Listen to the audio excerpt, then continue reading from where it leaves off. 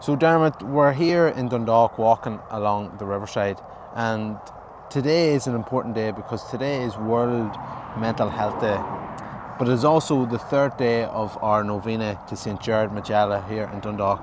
And I wanted to start this conversation off by saying, can you see a link between the two of these? Yeah, I can, Ogie. Yeah, we all have a mental health, and today we do acknowledge World Mental Health, and also our theme for today is creating a cure, but also the importance of looking out for those most in need, the elderly, and those that are sick. And yeah, I think that we also have to look to St. Gerard, because St. Gerard did struggle in his life. And the good thing was that he had a prayer life, but he also had a generosity to people as well. He looked out for those that were vulnerable in society. He gave a lot to others as well. And I think that we're encouraged in our theme for the novena today to go that extra mile, do simple acts of kindness, especially for those that are most vulnerable in society, if that's the elderly, the sick, and just to look out for our loved ones as they get older in their stages of life as well. So yeah, it's a powerful theme, and we did touch on the theme of loneliness and how Ireland is one of the most loneliest countries in Europe, and even with that, young people become lonely as well. Yeah, and going back into that sort of theme of loneliness there, when we think about mental health and we think about what has been causing mental health, a lot of people will point to that loneliness being connected to technology and social media and the online space. But maybe if we were to twist it on its head, can maybe you tell me how you would use technology, or how you use it already to connect with other people, to connect? Yeah, I think we all probably were hyper connected during lockdowns and pandemics, and I think we've seen the power of technology and how we can all be connected, if that's even staying in touch with colleagues, friends. We had all those mad Kahoot quizzes, you remember they were going on? But I believe, I'm very close to an older brother of mine who lives in Australia, and I thank God every day for technology, because I'm more connected with him than I've ever been, with my nieces and nephews, and that family unit, the family connection, being able to FaceTime, being able to video WhatsApp. That is something that's really, really positive as well. Technology does get a hard rap, doesn't it? It does get a hard rap, because like that social media, it does have its flaws, and I'll be the first one to say it. I've grown up around technology, I can see where it limits us, but it also does lead to connections, sharing funny memes and things like that. I enjoy social media for the good sides as well. Yeah. But if we come back to that sort of talking about that loneliness, if you don't mind me asking, have you ever felt alone? Have you ever experienced loneliness yourself? Yeah, I think would be a hypocrite if I said I didn't. I am very much, I believe, more so in my older age. I've become more maybe in tune with my emotions, but when I look back on it, probably was lonely when I was a young person. I probably didn't have that sense of purpose. I probably didn't have that big identity of a friendship group. And yeah, I think growing up in your late teens, maybe you might be able to relate to it, Ogie, but in your late teens and early 20s, yeah, it's a transition in life. And I think that for me, it was a fun time, but there was also loneliness as well. Like, I remember it was the first time when I was 20 years old, I went and lived in America for a year, which was amazing. But there's times that I come back to when I was most lonely. And do you know when the most lonely I was? Actually, was I didn't always go to Mass every Sunday. But when I lived in America, at special times in the year, like Easter and Christmas, I always remember going to those services. And those were special masses, and I was so lonely because my family weren't there, and there would have been different cultures represented there, and at the sign of the peacetime they were always hugging each other, or they were embracing each other, and I'm standing in the corner of my own, and that's when I felt most lonely. But I could still connect that it was really, really important to be part of a bigger community of people as well. So there are times when we all can feel that we're not maybe worthy enough of certain things, and I think that brings in doubt. And but sometimes I think it's very important that I'm very lucky. I say in my back pocket I have 2 or 3 really close friends that I know that I can pick the phone up anytime to, and it might be it's not an SOS, but it could be a good call that we can have, and they know that it's a good chance for us to maybe just set down everything, drop everything, and chat to each other about maybe how we're feeling and just be direct with each other. So I'm very, very lucky to have those 2 or 3 people in my life, and I know a lot of people out there probably don't have that friendship group, but I would encourage people to, if they are maybe in their late teens and early 20s, is start to get involved with some things that might bring them a sense of community and actually find their tribe, find their a new friendship group, because it is difficult for young people in that transition of life as well, and it's a good opportunity as well to maybe find friendship and community. Yeah, and I totally see that. In my own experience, I was 18 when lockdown happened, and that's probably that period of time led to probably a big chunk of loneliness. At different times, starting university, you think about all the exciting stuff that comes along with it, but in reality, it can be quite a lonely time. You're in a room by yourself, and suddenly your family are far away from you from the first time. Just when you talk about them Easter masses that you experienced and seeing people, it was a wee bit like that there too. You know, you were told at different times you were locked down, you were in a room, and you were only 30 miles up the road, like. I know, that's what I mean. So, but again, you still felt that distance, you were disconnected, because it's the first time in your life going there. And again, it is about having them friendships. Yeah. And again, in the time of lockdown, it was so hard to build them friendships, which is why it's so great now. And maybe building on to then, how do we reach out to those who are feeling lonely? How do you think we can care for other people and show that care to people who are maybe feeling alone? You know, it does take maybe some people talk about it's a small step of faith, or maybe a giant leap of faith. That's different for everyone. Everyone is made up differently, and everyone reacts to things differently. And I think what we should try to do is just look out for our neighbour. I think that's the greatest act that we can really do is look out for somebody. Sometimes it's hard to say certain things to people, I think. Yeah. And I think when you can be at your most vulnerable stage, I think it's good if someone is around you that actually says to you, well, how actually are you doing? How is maybe your mental health? Or maybe how has life been with you recently? Have you had difficult days? I think if we were a culture that maybe said that a little bit more, people might open up a wee bit more. It might break a few taboos. It might be able to help people speak a wee bit more, rather than going, well, how are you today?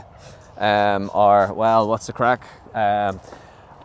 Maybe, I know I can be a bit awkward sometimes, and I can maybe ask those questions, but I think some people actually might be taken back a wee bit by me maybe saying those questions, and maybe that might just open them up a wee bit to maybe say, well, you know what, actually I am finding life a bit more difficult these days, or exams have been stressing me out, or we can maybe sometimes find the goodness in people by maybe saying to them, like I practice it maybe sometimes with my kids, what was your low moment, what was your high moment of the day? Sometimes in group facilitation reflection with young people, we would always say, what was your seed, what was your flower moment, and what was your thorn moment? So we can all look at things a wee bit differently. We all can reflect a little bit differently, and we all can do things a little bit differently. So I don't know if I answered the question right for you. Maybe put it back on you. Well, you help me answer that question. Maybe what would you do to help people that are maybe feeling it difficult or struggling? I suppose at different times I can find my own discomfort whenever somebody is maybe telling me things about they're feeling lonely at times, and you can have that wee awkward moment. I have to admit, I'm not always suddenly able to react and know what to say, but I suppose again it's showing that you're interested and showing that you care for this person. Yeah. Because usually whenever you're talking to someone who's feeling lonely, they've forgotten about the people in their lives that do care for them. Yeah. And it's about that reminder, that simple reminder that you can give to your friend to say, no, I like you. Yeah. And I want you to be around. And maybe that's that extra thing, maybe to send that extra text message to say, do you want to go out for a coffee here this week? Yeah. when you know that maybe somebody has been feeling a bit lonely. You know, that Yeah. extra wee bit of effort to make that connection, because they'll realise. Yeah. They'll realise that. And another thing just came to my mind is there was it's the 5 steps to well-being, isn't it? I think it's always something you might help me to recall them, but it's, you know, staying active, doing this, getting out for a walk, taking notice of, there's the blackberries on the tree there, there's nature, it's autumn, there's the leaves around us.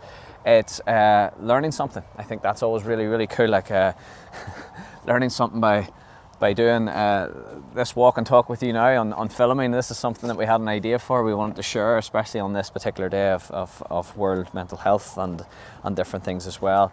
And the other 2 steps, can you remember what they were? Take notice, keep learning, stay active. Was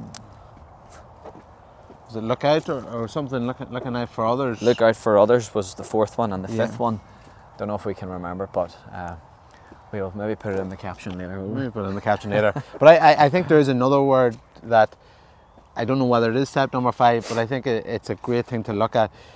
Me as a youth worker, I'm learning more about how can we create communities that are more inclusive, and that word inclusion is becoming such an important word. And I think when we're talking about World Mental Health, maybe you can give some guidance to youth leaders, teachers, community groups, church. How do we build more inclusive communities? Yeah, I think it's a great question. That word in inclusion is big. I would even just go as more simpler as saying love. How do we show love to others? And I think there's hard work that's needed as well in doing that, you know. But if you love what you're doing, others will see that.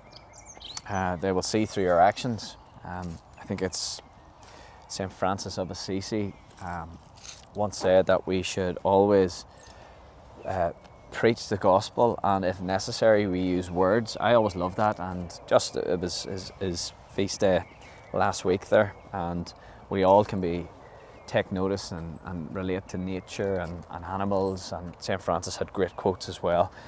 So I think it's amazing why we're here today. We are talking about a saint in St. Gerard. We're here to talk about World Mental Health Day.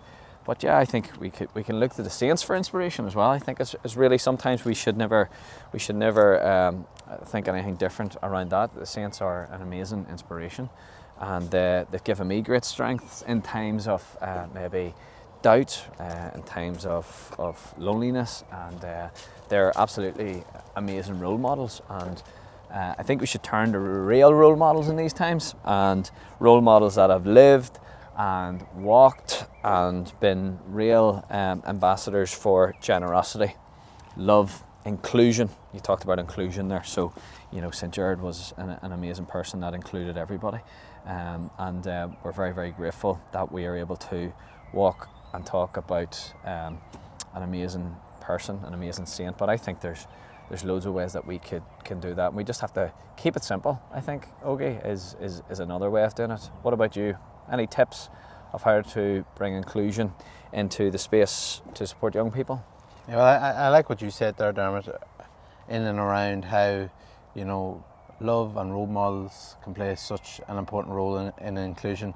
I think something that I know we talked about earlier on today was about what do we find hard to say.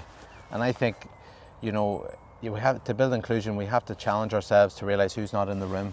And sometimes we find it hard to say and hard to notice. You know, who is missing? Who is missing right now? I think Pope Francis is a great person for realising who hasn't been in the room in a church context and in discussions around climate and the poor and how our society functions. And I think that's taking notice. When we talked about the 5 steps there, that taking notice of the others, of who's not here, is an important step for building them inclusive communities. And Pope Francis has been inspirational in all of that. And you mentioned Pope Francis and the simple words. Like, I think he said at one time, the way that we can do this is through our families first and foremost. Is bringing that love and inclusion to the family first. And he did say the most important things that we need to bring into our families is thank you, I love you, and I'm sorry. So I think that there are really great things that we could take into our own families, but also into our own communities, which is a family as well, if that's our school community, if that's our youth group, if that's in our work community, and also into our world, you know. So thank you. You know, I'm sorry, or I love you.